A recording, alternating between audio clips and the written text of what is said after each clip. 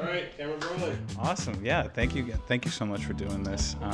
First interview for Everybody Eats. Oh my goodness, everybody. This is crazy. The Everybody Eats podcast. Yeah. So yeah, just go ahead and tell us a little bit about yourself. Yeah. Yeah. So my name is Elisa. I'm originally from Kenya. I moved to America in 2012. Okay.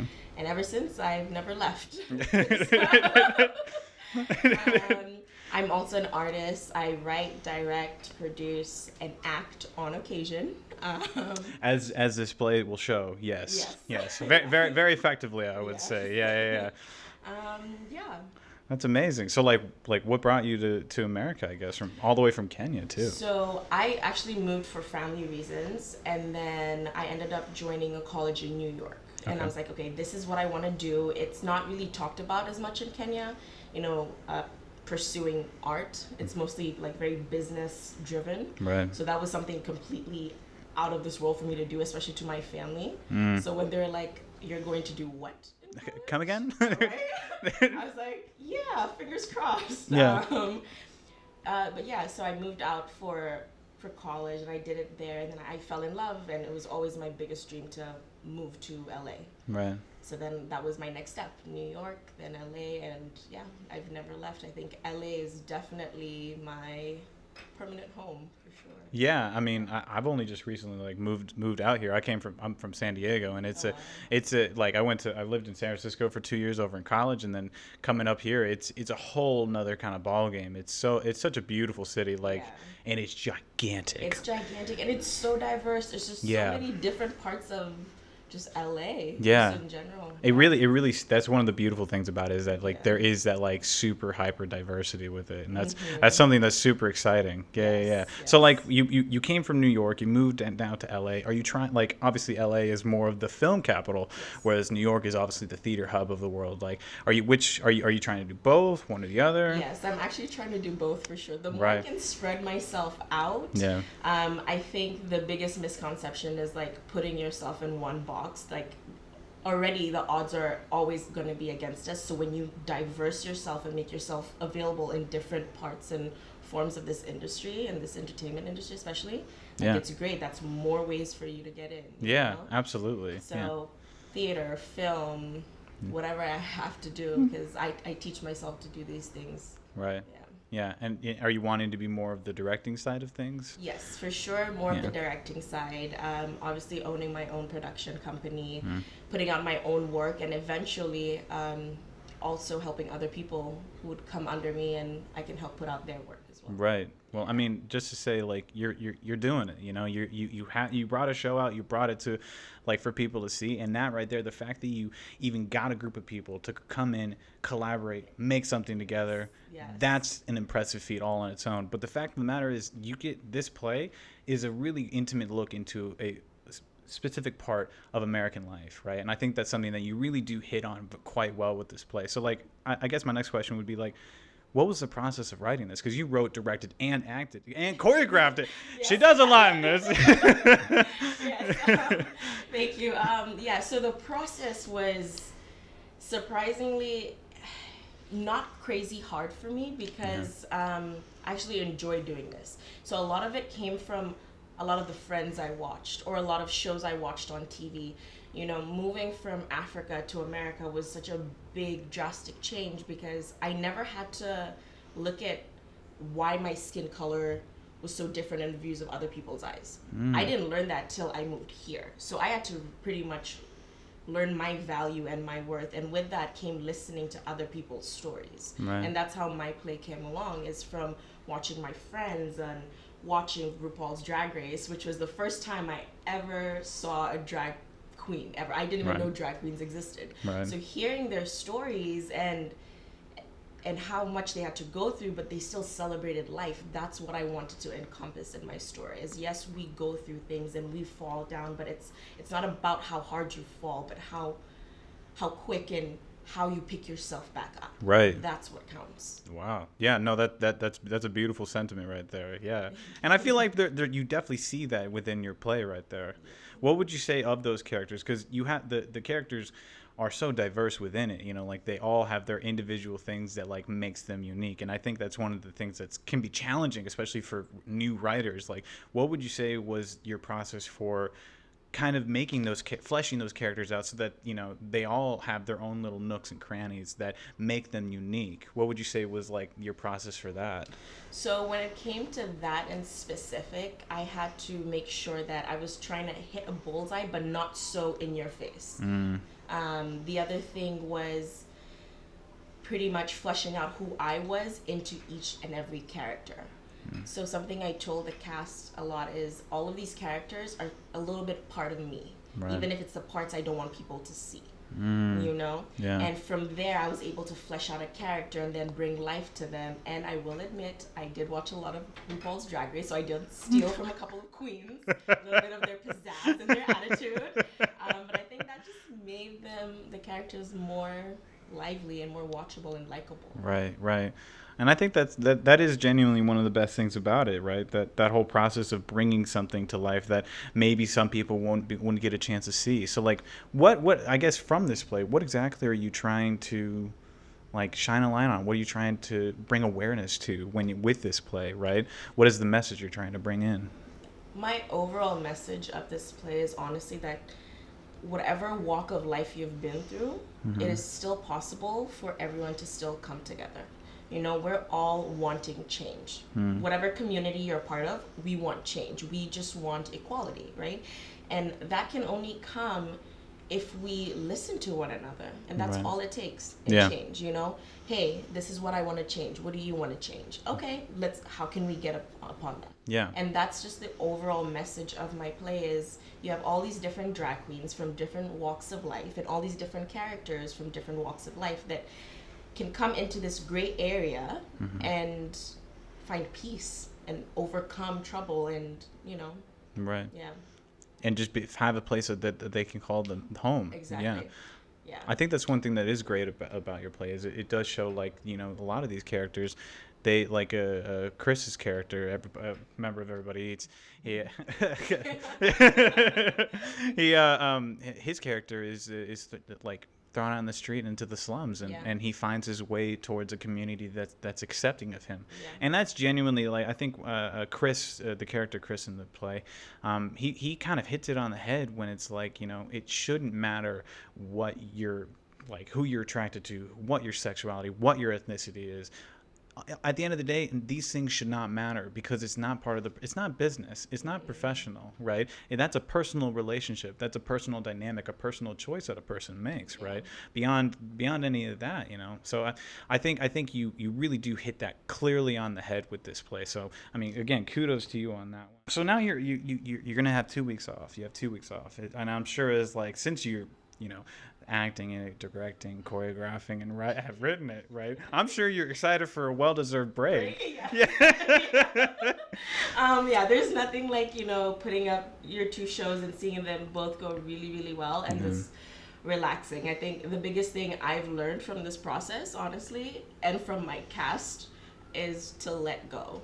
Yeah. I think it was maybe a week before our first show, and I was giving them notes, and it was just the smallest notes. And then I just stood on stage, and I was like, why am I tripping right now? Like, we've got this. Yeah. You know, so these next 2 weeks are just about, we did it, we know what we can accomplish, and now let's wrap up this show. Yeah, keep it fresh in the mind. Yeah, absolutely. Absolutely. So, like, have you I guess with that said, is this your first show that you're directing, or that you've been like paid to like direct and stuff? So this isn't my first show. I've directed 5 other plays, but this is the first show that it's my own words. So I've done adaptations of other people's plays. Right. But this is the first one where it's my words and everything is from get-go scratch. Right, you know? right. So that's where it's a little nerve-wracking, you know. I'm acting it as well, but when I'm backstage, I'm like, please let the jokes land, just please let them land. Like, it's not just the acting, but it's like the words behind it, and it's when I asked my friends, I'm like, oh, how did it go? And they're like, we loved it. And I'm, don't lie to me just because I'm your friend. Yeah. Like, no. Be the truther. Exactly. Yeah. But I'm just happy that the entire message has gotten across. Yeah, absolutely. So like you've directed 5 other plays now, and like just because genuinely like I'm also a director of the group. I'm like one of the directors, more than I would say a screenwriter.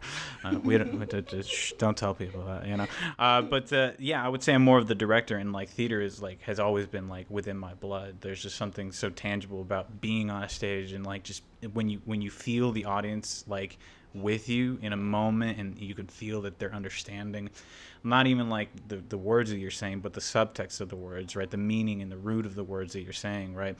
That's something that's so powerful that like film, like you can get that when you're in the movie theater, but like it's different when you have a live performance happening right there, right? Yeah. Where it's like you pull out your phone. I mean, come on, man, you know? Like, it's a little different, you know, if it's on screen or something like that. You know what I mean? So like I guess like I'm always like just on my own personal level, I'm always trying to better myself and directing a show, because I'm as of right now I have a lot more experience directing films than theater, but I absolutely I remember I've directed a few things like on stage. So like I guess kind of just like for people that don't know or like who are trying to start off me and getting some acting or doing some directing stuff on the stage, like kind of like walk through that process of like how you like you started this and like your journey from start to like where you are now. Okay, so it's film versus theater is so different. Yeah. The one thing about theater is you have to remind your actors, like, no matter what, do not break. You cannot say cut, line. None of that. Like, there is no post magic that we can do in theater. None at all. Come again? Can we just go take it back from the top, please? Yeah. Yeah, so the biggest thing is, like, as you're directing, the first thing I always tell people is make sure what you can do is actually possible. You know, you want to start off there, and then the magic of the impossible will come in. Right. If you have a good base foundation, and then build from there. The other thing with the actors, most importantly, is, again, going back to lines, is you cannot drop it. So you have to learn to be able to improv on cue, on spot. Yeah, if you need to. Yeah. You never know what happens. It doesn't matter how much you rehearse. When you have a live audience, it shifts everything, because now you have the laughter, now you have the claps, now you have someone crying in the corner. You know, you gotta be mindful of all those things, and you have to really be on your feet a whole lot more. Yeah. For theater, another process that I learned as a director is just learning to trust yourself and giving your crew and your cast that same trust.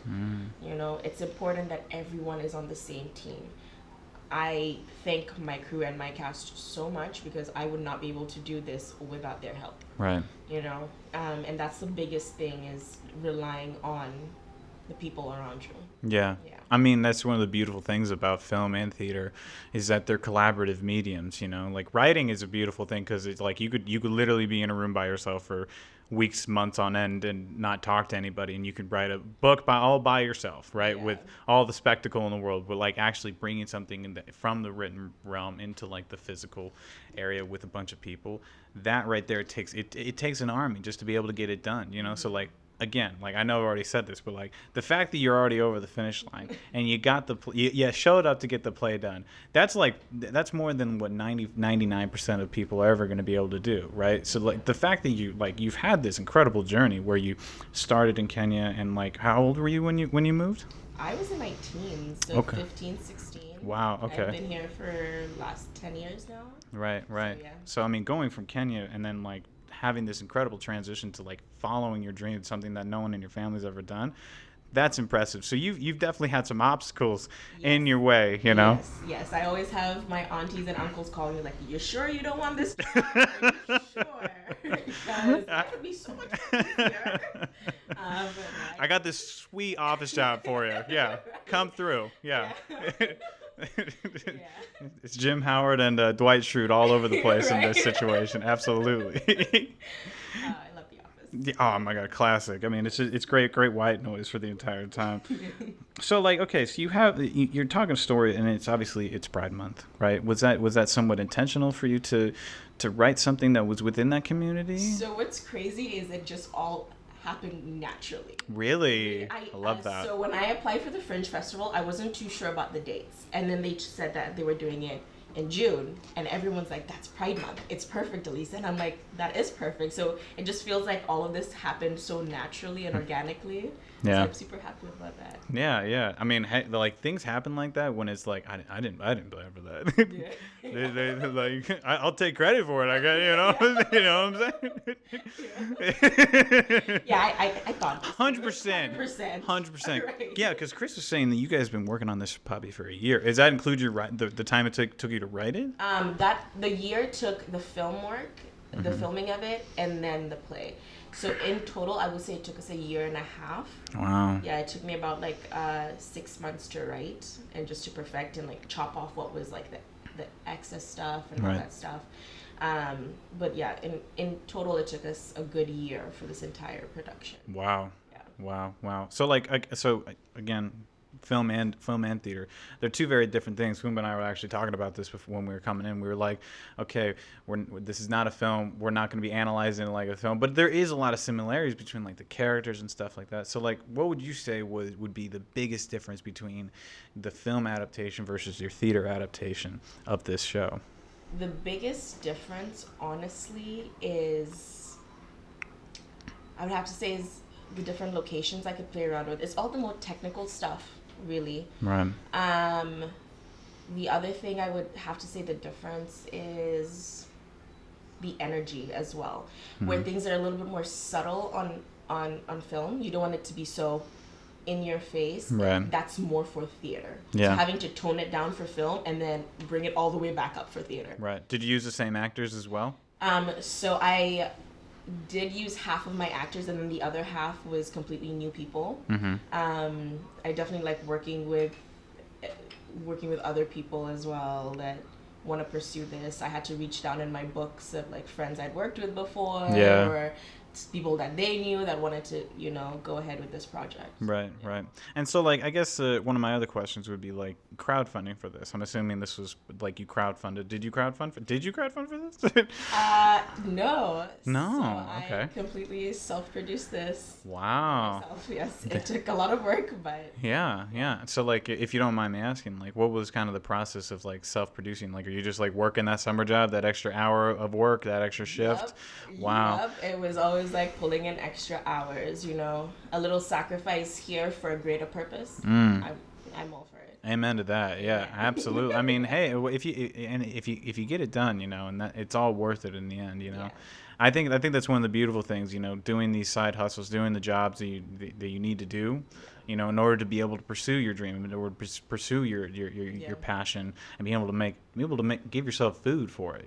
Like I can survive off of this, and that's I think that's a certain level of success that like all artists are trying to achieve.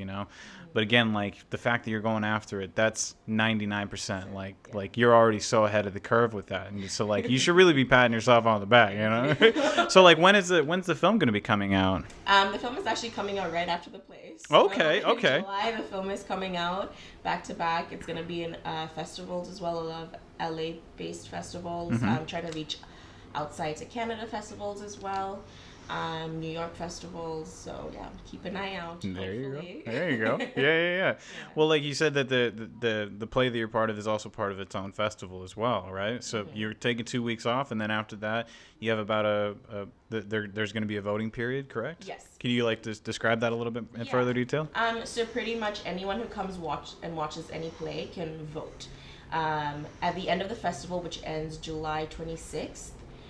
They'll tally up the votes. You can vote on the website. They'll have it all out there, and it goes based off of categories like drama, comedy, ensemble, all that stuff. Yeah. Whoever has the most votes, at the end there's a end of fringe party that they do, and that's when they'll announce the winners. Whoever wins, it gets to perform in July as well. Beautiful. So fingers crossed. So how many people are you going up against, or how many other shows are you going up against? So this year in the festival, there's 200 other shows.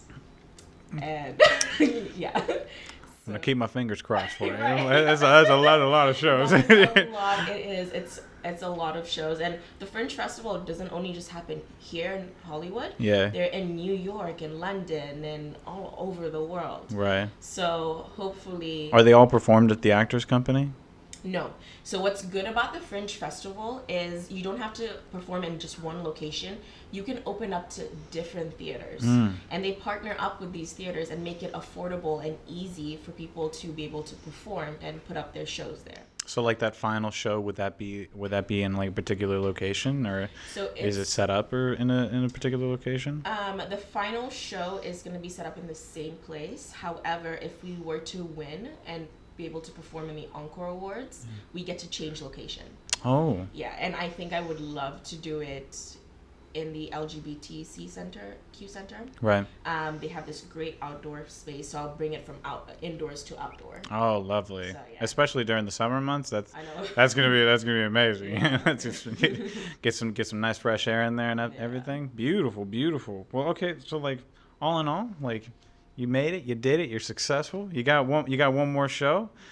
What any notes for yourself, or like, do you feel like where do you want to go from here? I guess is what I'm asking. Like, from this point on, where what are you hoping to do? From this point on, I want to reach the stars. Like, Absolutely. I'm all for it. Like, I would love to be able to eventually get this on Broadway.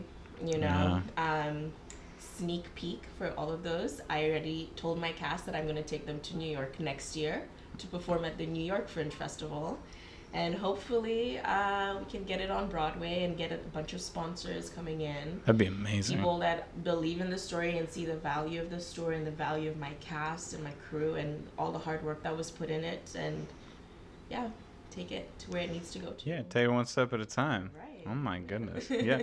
Hey, but break a leg out there. Like, we'll be rooting for you for Everybody Eats. Yeah. Thank you so much. Yeah, of course. Thank you again for coming on here. Thank you for having me. This was amazing. Yeah, this was amazing. I'm like saying it's my own show, and I'm saying it's amazing. I am amazing. No. I am amazing. You are amazing. Thank you so much for coming on to this. If you want, can you just tell everybody like where they can find you, where they can like look you up and stuff like that, and maybe support your play for on Fringe Festival? Yes. So if you go on to Hollywood Fringe Festival, you should be able to find us at They Call Him Mother. Also on Instagram at Innovative Towers. We have all the links and the tickets all there, and the pictures and the videos and all our little bloopers as well.